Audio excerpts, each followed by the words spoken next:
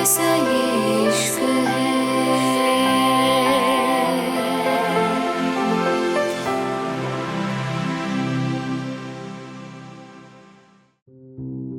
अहाना को रोहन ने हॉस्पिटल छोड़ एच दिया था। अब बारी थी।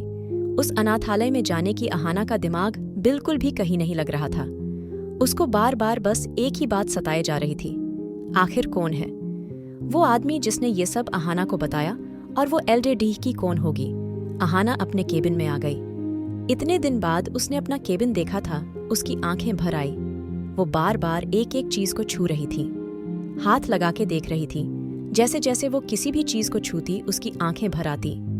लेकिन उसको इतनी टेंशन थी, उसका दिमाग और ध्यान कहीं लग ही नहीं रहा था। अभी वो इन्हीं सोचों में थी तभी मानवी एकदम भाग के आई थी। मानवी का शुरू से यही था, वो हमेशा अहाना के केबिन में आ जाया करती थी। कभी भी उससे इजाजत नहीं लेती थी, जबकि सिया हॉस्पिटल में रहते हुए सब रूल एंड रेगुलेशन फॉलो करती थी। अहाना उसको मना करती थी, दोस्ती में ये सब नहीं चलता, लेकिन सिया नहीं मानती थी। अहाना सीनियर डॉक्टर थी, उसका केबिन भी अलग था, और वो वैसे भी फेमस और अच्छी डॉक्टर थी, इसलिए सब उसको इम्पोर्टेंस देते थे। लेकिन कभी भी उसने इस चीज का घमंड नहीं किया। हमेशा सिया और मानवी को बीडेडी बहन की तरह गाइड करती थी। मानवी चिल्ला के बोली, और मेरी हेलो क्या हो रहा है? वैसे तुझे पता है अहाना, अब तू आ गई ना, हॉस्पिटल में पक्का मेरा दिन अच्छा जाया करेगा, वरना मेरा कसम से मन नहीं लगता यार यहाँ। और एक तो ना तेरे पति ने बहुत अच्छा काम किया जो उस बुढ़े सिन्हा को निकाल दिया, वरना बहुत दिमाग खराब करता था। अहाना कुछ फाइल्स पढ़ते हुए बोली, मेरी प्यारी मानवी सुधर जाओ, अभी भी वक्त है। तुम एक डॉक्टर हो और डॉक्टर को सीरियस रहना चाहिए ना। कि ये हंसी ठिठोली उसकी बात पे मानवी चिढ़ते हुए बोली, हाँ हाँ जरूर जरूर, ताकि मैं भी तेरी और सिया की तरह बड़ी आंटियों जैसी बातें करूं। मुझे नहीं पसंद सीरियस रहना, में तो ऐसे ही बिंदास रहूंगी। और खैर, अब तू मेरी कहानी मत लेके बैठ। ये बता, सुबह सुबह क्यों मुंह सड्ढाया है? मानवी ने जान के बात बदली थी। वो जानती थी, वरना अहाना अभी उसको लेक्चर देने लगेगी। मानवी ऐसी एलडी डहकियों में से थी जो कभी भी किसी को बोलने नहीं देती थी, लेकिन अहाना को बोलने भी देती थी और उसकी सुनती भी थी।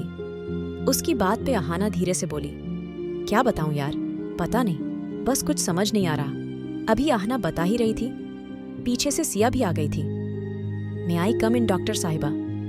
अहाना उसको घुर के बोली, तुम्हारी ये आदत नहीं जाएगी। सिया कितनी बार कहा है, तुम्हें सीधा आया कर करो। अहाना की बात पे मानवी मुस्कुरा के बोली, अरे ड्रामे है, इसके बताओ, मुझसे सीखे। कुछ में तो कभी पूछ के नहीं आती, सीधी घुस जाती है। सिया चिढ़ते हुए बोली, हाँ हाँ क्यों नहीं, अगर तेरी जैसी बन गई ना तो जरूर हॉस्पिटल से निकाल दी जाऊंगी। मुझे तो आज तक नहीं निकाल पाए। मानवी आराम से बोली।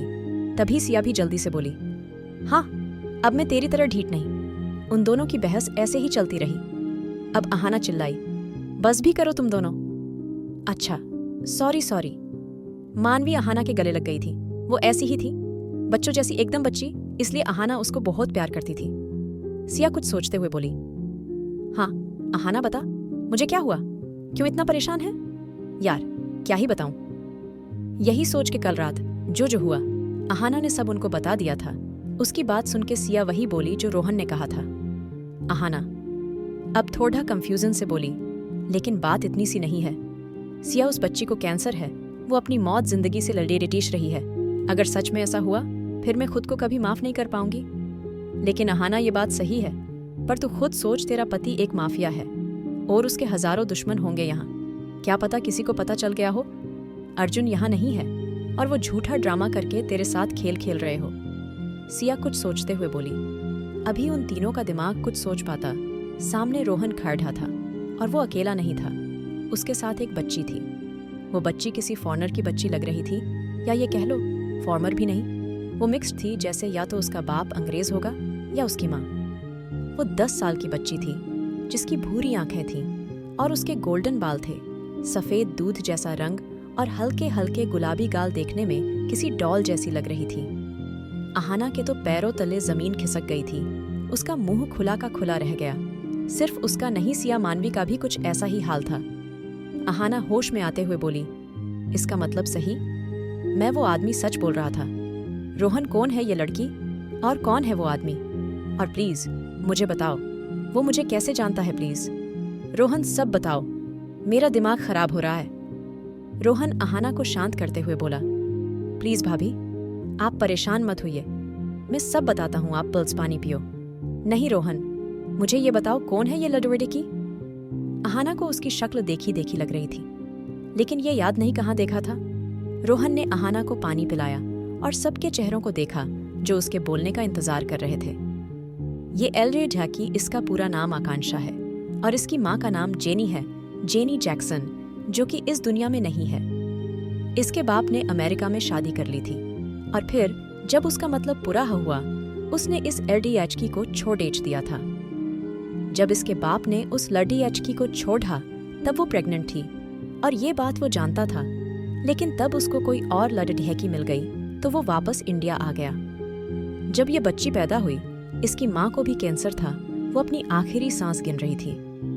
उस लेडी का अमेरिका में कोई नहीं था, वो यहाँ आ गई। उसने जब यहाँ आके इसके बाप को देखा, वो बहुत ज्यादा खुश था, लेकिन उसने मिन्नतें करके कैसे भी इस नन्ही बच्ची को दे दिया उस बाप को, और उसके 2 दिन बाद ही वो मर गई। जब उसको लगा अब वो इस बच्ची को रख भी नहीं सकता और फेंक भी नहीं सकता, तो इसको अनाथालय में दे दिया।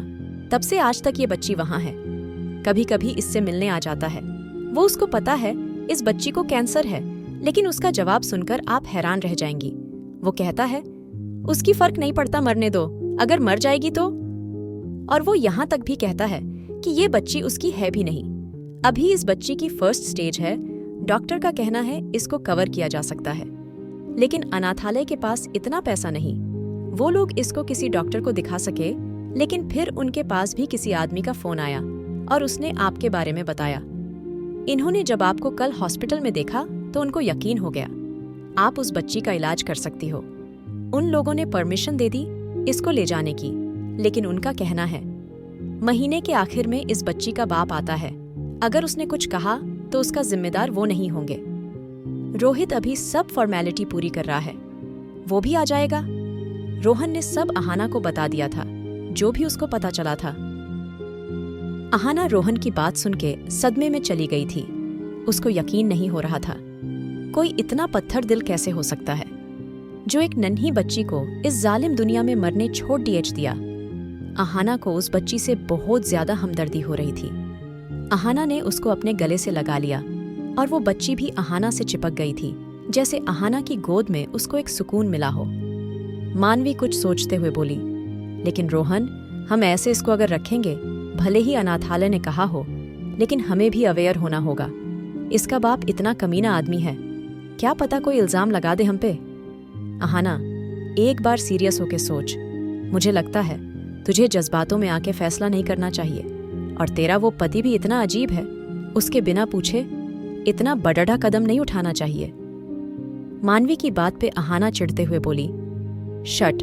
अब मानवी दिल से सोच, दिमाग से नहीं। अगर अर्जुन मुझे फांसी पे भी लटका दे, मैं तब भी इस बच्ची का साथ दूंगी, मैं इसकी जिंदगी बचाऊंगी। एक बार तो खुद सोच, ये मासूम बच्ची, इसने क्या ही देखा, दुनिया में माँ नहीं और बाप होते हुए भी ये अनाथ है, एक अनाथालय की जिंदगी जी रही है, और मैं इसके बाप के ढूंढन के सजा दिलाऊंगी। और वो आएगा तो है ही, यहाँ मुझे भी इंतजार है उसके यहाँ आने का। तब तक ये बच्ची यहाँ रहेगी और इसको मैं ठीक करूंगी। भाभी, रोहन थोड़ा धीरे से बोला, आई थिंक मानवी इस राइट, यू नो ना। भाभी भाई का गुस्सा और भाई से बिना पूछे कोई फैसला नहीं लेना चाहिए। एक बच्ची की जिम्मेदारी बहुत बड़ी होती है। इस बीच सिया कुछ नहीं बोली थी, उसके मुंह से एक शब्द नहीं निकला था। हो गया तुम दोनों का। काफी देर बाद सिया बोली थी, अहाना बिल्कुल सही कह रही है, और मानवी तू रोहन का तो समझ आता है, तू एक डॉक्टर होके ऐसी बातें कर रही है। एक बार देख, इस बच्ची की तरफ ऐसी उम्र में बच्चे खिलौने मांगते हैं, माँ बाप के साथ रहते हैं, और इस बच्ची को देख, ये कैसे एक इतनी बड़ी बीमारी से जूझ रही है। और अहाना, मैं तेरी साथ हूँ, मैं पूरी हेल्प करूंगी इस बच्ची की जान बचाने में। दोनों की बात पे रोहन धीरे से बोला, ओके भाभी, जैसा आप लोग चाहो, मैं भी आपके साथ हूँ। आपने सोचा है तो सही ही होगा। मुझे एक और बात पता चली है। इस बार फिर सबने पीछे मुड़ के देखा तो रोहन खड़ा था। क्या? अहाना ने पूछा। इसका बाप अगले हफ्ते मिलने आएगा इससे, और मैंने बोल दिया है अनाथालय उसको यहाँ भेजेगा भाभी के हॉस्पिटल में, और भाभी जिसने आपको कॉल करा था उसके रिकॉर्ड चेक करे है वो उस अनाथालय का मालिक है, और उनकी जिसने आपके बारे में बताया उस आदमी का कोई पता नहीं चला, और उसका नंबर भी इंडिया का नहीं है। जिसने भी आपके बारे में बताया वो इंडिया से बाहर है, उसका नंबर इंडिया का नहीं है। अहाना, तू इसकी बात मत सुन, अजीब इंसान है यह, कुछ अच्छी बात पता करी नहीं, और आया बताने बच्ची का बाप अगले हफ्ते आएगा। मानवी की बात पे रोहित धीरे से बोला। एक मिनट, ये अजीब किसको बोला तुमने, और यहाँ कोई अजीब नजर आ रहा है तुम्हें? मानवी मज़े से बोली। और तुम चुड़ैल हो मिस चुड़ैल। उसकी बात पे मानवी ने अपनी तरफ उंगली करी। क्या तुमने मुझे चुड़ैल कहा? और कोई नजर आ रहा है तुम्हें? रोहित भी उसकी ही टोन में बोला। यूं चूहे जैसी शक्ल के आदमी, और तुम घटिया जैसी शक्ल की आंटी। तुमने मुझे आंटी कहा, हाउ डेयर यू? और तुम पता है कौन हो? बंदर हो तुम, बंदर पेड्डर पर लटकने वाले बंदर। मानवी चीखी थी। और तुम कोई सस्ते आशिक हो, शक्ल भी ऐसी ही है, मानवी चिढ़ते हुए बोली। और तुम वो महबूबा जिसके पीछे आशिक पागल हुआ है। रोहित ने बोल तो दिया था, लेकिन जब सिया खांसी तब रोहित को एहसास हुआ उसने क्या बोल दिया। उसकी बात पे सबकी हंसी छूट गई, खासकर उस बच्ची की। वो एकदम खिलखिला के हंस पड़ी थी। उसको देख ऐसा लग रहा था जैसे चारों तरफ खुशी सी फैल गई हो। मानवी ने आगे बढ़ के उसके गले लगा लिया था। बहुत प्यारी हो तुम। सिया ने भी उसके सर पे हाथ फेरा। तभी बाहर दरवाजे पर नोक हुआ था। मे आई कम इन मेम? अहाना ने अंदर उस आदमी को आने का इशारा किया। सामने एक सर्वेंट था। वो धीरे से बोला, मेम बाहर बहुत सारे पेशेंट आ गए हैं। जब से सबको पता लगा आप हॉस्पिटल में वापस आ गई, तब से लोग आए जा रहे हैं। आप प्लीज एक बार आके मिल लीजिए।